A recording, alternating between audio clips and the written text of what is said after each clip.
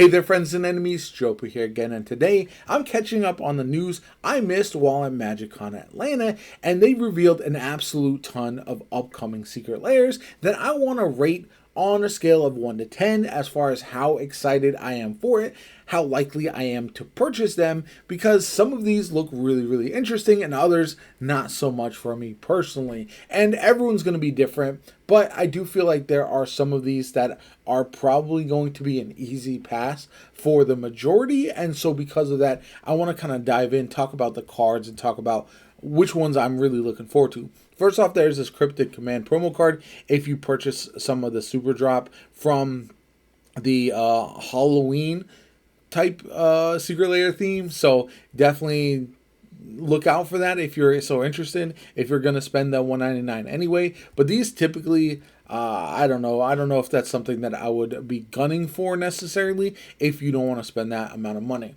First up, we have the Artist Series, and I like these a lot. I love when they highlight the artists, and this has some pretty interesting cards. Armageddon, Northern Paladin, Demonic Tutor, and then Lord of the Pit. I actually love this Lord of the Pit a lot. It is one of those iconic cards that I really like. Armageddon is obviously very good as well. Demonic Tutor. And so this is the type of set that I personally would be very interested in picking up from the Secret Lair. And even though it's not anything too insane, it's not some of these wacky ideas that they do have, I am one that I just like this. I think it would fit into pretty much any Magic deck. And so because of that, and because there's a lot of versatility here, you got 2 white, 2 black cards, I would probably rate this like an 8 out of 10 on how excited I am.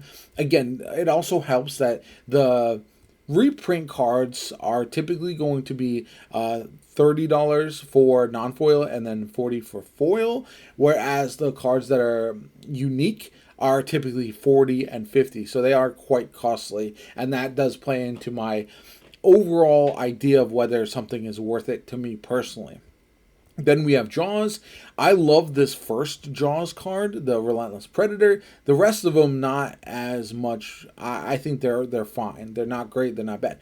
But I do like that they are all red cards. They do make for a combination you could put all together in a single deck. That's something that I feel like they don't always do in the Secret Lairs, which I feel like is a bit of a bummer because they are often cards that I would like to play together.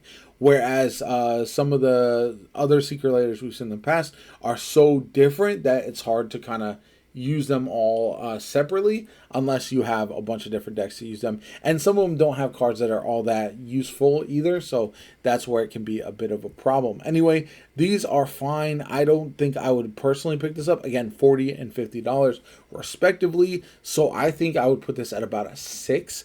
Again, I think if I wanted to, I'd probably pick up the Jaws card as a solo option, but for those who are massive Jaws fans, then this might be a really good option to pick up.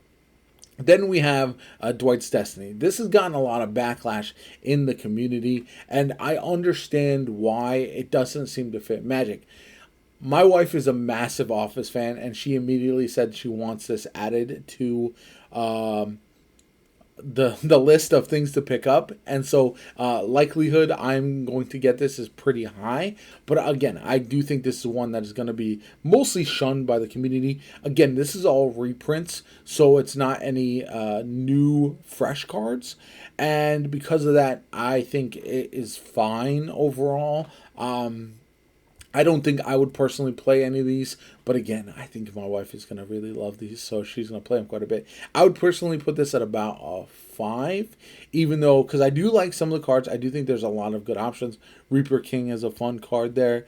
We do have Garuk as well, Dwight's Steel Shaper's Gift, and so there are some pretty interesting options to use as actual cards, but this is not really necessarily for me. And again, this one's at $30 and $40, so it makes it a lot easier to pick up, which is kind of nice. Then we have Dreaming Darkly.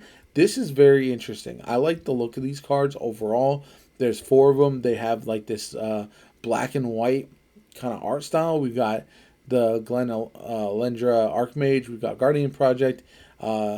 I don't think I'm going to pick this up personally. I do like the the look of these, but I'm not really interested in any of these cards. And so because of that, I'm probably going to pass. I would put this about a 3 out of 10, how likely I am. I don't know if something will come up where I'll change that. Like, for example, I really want this Rune because he looks pretty sick. But I most likely I'm going to skip these, even though they're not bad cards, but they're just not anything that, for me personally, is super appealing. Then we have the Iron Maiden art. These actually look more Halloween themed than anything else that we're getting. We got Lethal Scheme, Grave Titan, Animate Dead, Temporal Trespass, Unearth, and Lignify. So lots of interesting arts there. Very, very much themed with Iron Maiden and Halloween set. But I'm not really, I don't need these arts for me personally. I'm not an Iron Maiden fan. I would actually put these at a 1 out of 10. I am not going to be picking these up. I would just get the base versions of the cards because I don't think these are anything that I'm personally interested in. Same thing for this other Eddie Unchained. Windfall, I think, looks more interesting. Iron Maiden looks pretty interesting as well. This is a better set of 6 cards for me personally. I like the look of these. But again, none of them really stand out, and none of them are cards that I absolutely need to have or want in my arsenal. So I think I'm going to pass on these. This would be more like a 3 because, again, I do like the middle 2 cards of Windfall and Iron Maiden. As far as the way they look, they definitely have a unique appearance. Same thing with Mindcrank, but I'm just not really super interested. Then we've got Trick or Treat. I like these. These are very cute. And this one, okay. So this first one is kind of insane. It has Voja, who a lot of Commander players hate. It's got Veto as well, which, again, a good card overall. And so this is one that I would more so consider. I don't think I'm going to pick it up personally just because, again, I would pick up those regular cards if I really wanted to. But for me, I would say this is more closer to like a 7 out of 10. How likely? Just because, again, at $30 or even $40 for the foil, these could actually be pretty solid to hold on to for a while. Then we've got the Furby ones. I know I said that I was low on the Iron Maiden ones. I'm even lower on these ones. We've got Distant Melody, Explorer, Expiring Call, Chromatic Lantern, and then the Soul Ring. 29, 40, and then 60 for a confetti foil. Some people might be interested in this, but it's definitely not for me. I'm a 1 out of 10 on that. Then we've got the second one, which is Sphere of Safety, Miscast for Phyrexian Arena, Tamiyo Safekeeping, and Tormenting Voice. These are, again, pretty good cards. Can't really use them together, though, in the majority of decks. So, again, I'm going to put this at like a 2 out of 10. And then we have the Odd Bodies. This one, at least, has more of a thematic fit and is more like what I would look for as far as cards. But again, I have no interest in the Furby stuff, so that's going to be a 4 out of 10 for me. But now we're getting into the things that I am most interested in and stuff that I will absolutely be picking up, and that is going to be the PlayStation Super Drop. And that's because I just absolutely love PlayStation stuff overall. We've got The Last of Us Part 1.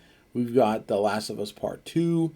We've got God of War Greek, God of War Norse, and then we've got the Uncharted. So I'm going to go and then the Horizon as well, and Ghost of Tsushima. So lots of different options. They haven't fully released as far as I know. I might have missed it because, like I said, I was away, but I haven't seen all of the different cards for these sets.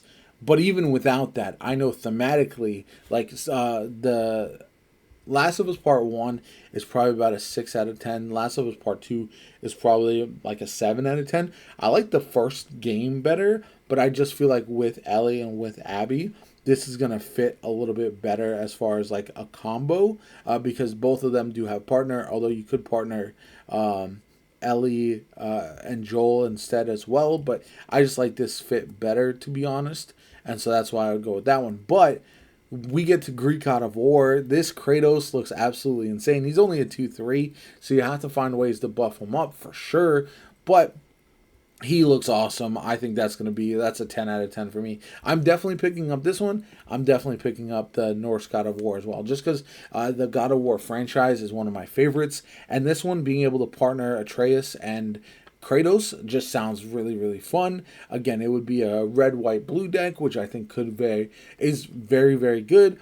And yeah, you have a lot of different options here for how you combine them. And this is the first kind of combination that really feels like you could make a full blown God deck, which I think sounds insane and I think could be a lot of fun. I have some of the interesting God cards from past sets, and that's what I kind of would want to lean into. Have a bunch of God cards in my deck as a commander option. So we'll see. I think that one's going to be, again, a 10 out of 10 for me picking that up.